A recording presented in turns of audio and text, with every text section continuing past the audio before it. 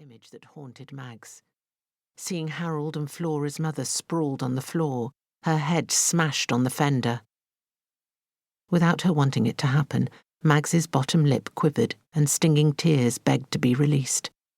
She looked up into Dr. Lang's kindly face. His words had triggered the memories, and as she let in the full horror of what had happened, other wounds opened.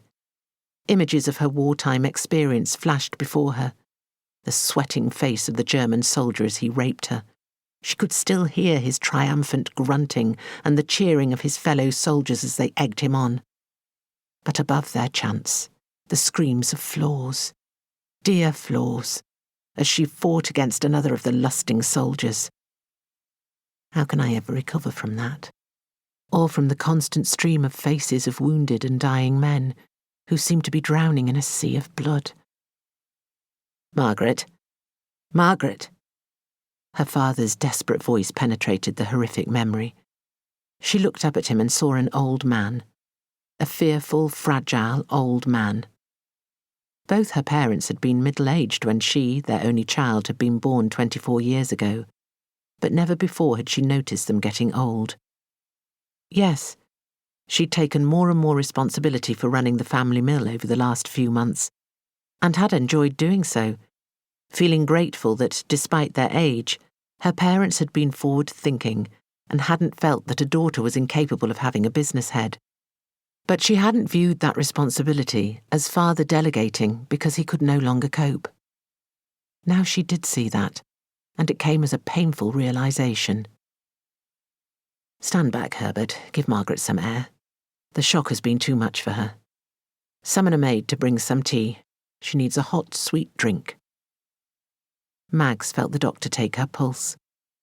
Her cheeks were wet, and yet she hadn't known that her tears had spilled over. Margaret, you need to talk to someone. I know a young woman who has taken a great interest in the trauma experienced by people returning from the war. She is trying to develop a program that will help them cope. I'd like to refer you to her. Not only would it help you, but you could help her, guiding her as to the kind of help that is needed. Is that it? Am I going mad? Me? Capable Mags? Am I insane? No. I'm all right. I'm sorry, it was just the shock. I never suspected. Well, anything this serious. I can't take it in. When the maid entered, they fell silent. The sound of the tea being poured echoed around the room.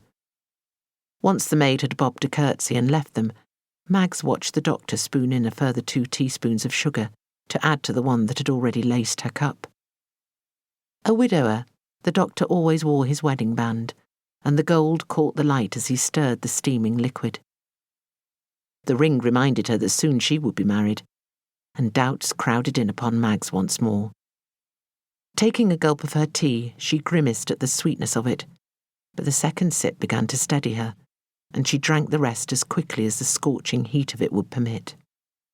While drinking, she didn't have to talk. But it didn't stop her mind working, and right now it was nagging her with the truth about her fiancé, Harold, now estranged from Flora. Margaret, you're shaking again. Have you drunk your tea? Yes, but I could do with another. Ah, you're showing signs of recovery now. What do you think of my suggestion? I don't think so. Thank you. I'm all right, it's just the stress of arranging my wedding, being away from my fiancé and taking responsibility for the mill. I will be fine.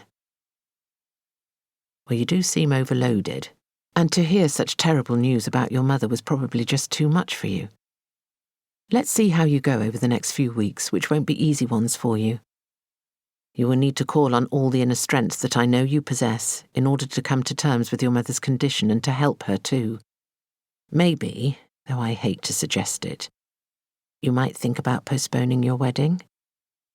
I was pleased to learn that your future husband is also in the cotton trade, as it always helps if you have the same interests. He's part owner of the Rowford Mill, isn't he? Yes, he is in partnership with his uncle. He intends to take more of an interest, as he did during the war, once he has all...